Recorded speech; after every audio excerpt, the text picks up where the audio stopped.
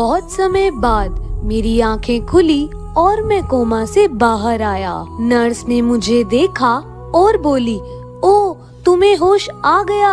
मैंने नर्स से पूछा कि मैं कितने समय से कोमा में था। नर्स ने कहा, तुम 10 साल से कोमा में थे। ये सुनकर मैं हैरान था कि 10 साल से मेरे माँ बाप मेरे होश में आने का इंतजार कर रहे थे। और फिर मैंने नर्स से पूछा कि वैसे अभी टाइम क्या हुआ है। नर्स बोली, सुबह के 6:55। ये सुनकर मैंने नर्स से कहा, मैं रोज 7 बजे उठा करता था, तो 5 मिनट और सोने दो।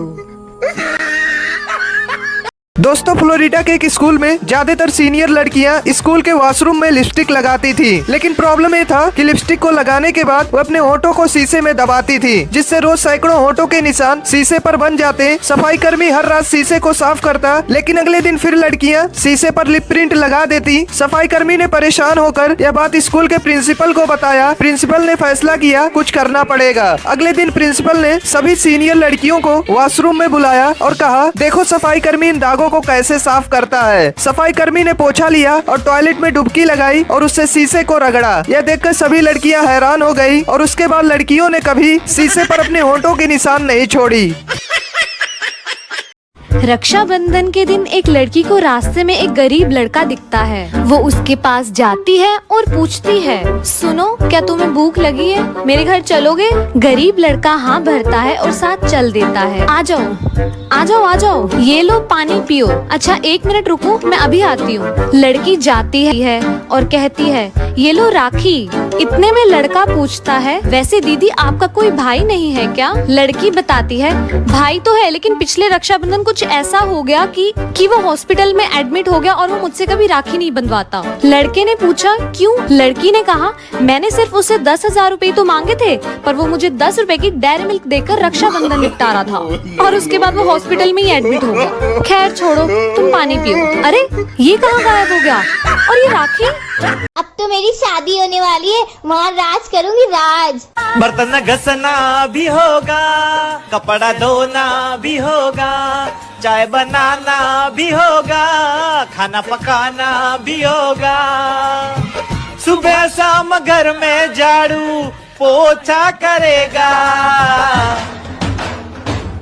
जो भी शादी करेगा।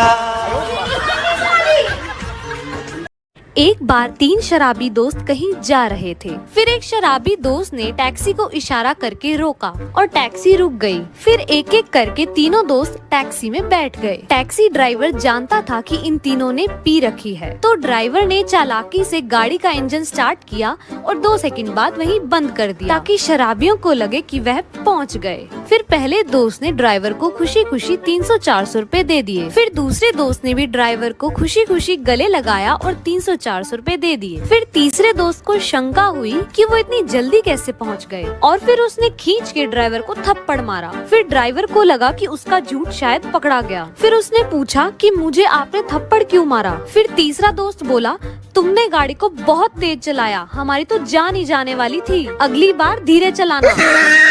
दोस्तों, एक बार एक लड़का मुंबई घूमने गया। वहाँ उसका वॉलेट कहीं गिर गया। लड़का पैसे उधार लेने के लिए अपने मुंबई में रहने वाले 2 दोस्तों के पास गया। एक दोस्त से उसने 1,000 का नोट लिया और दूसरे दोस्त से 500 रुपए का नोट लिया, लेकिन फिर उसके 1,000 रुपए कहीं गुम हो गए। बचे हुए 500 रुपए में से उसने 300 की शॉपिंग कर ली और बाकी 200 रुपए में से उसने 100 रुपए अपने दोनों दोस्तों को वापस कर दिए। अब लड़का एक दोस्त का 900 रुपए उधार है और दूसरे दोस्त का 400 रुपए उधार है, मतलब 1,300 रुपए उधार है। अब बड़े ध्यान से सुनिएगा, लड़का 1,300 रुपए उधार है और उसने 300 की शॉपिंग की थी, यानी टोटल हुए 1,600 रुपए, लेकिन उसने अपने दोस्त से सिर्फ 1,500 रुपए लिए थे। अब सवाल ये है कि 100 रुपए कहाँ से आए? दोस्तों, अगर आपको इसका जवाब पता है तो जरूर बताइए, और अगर इसका सही जवाब जानना चाहते हैं तो कमेंट बॉक्स में पिन है।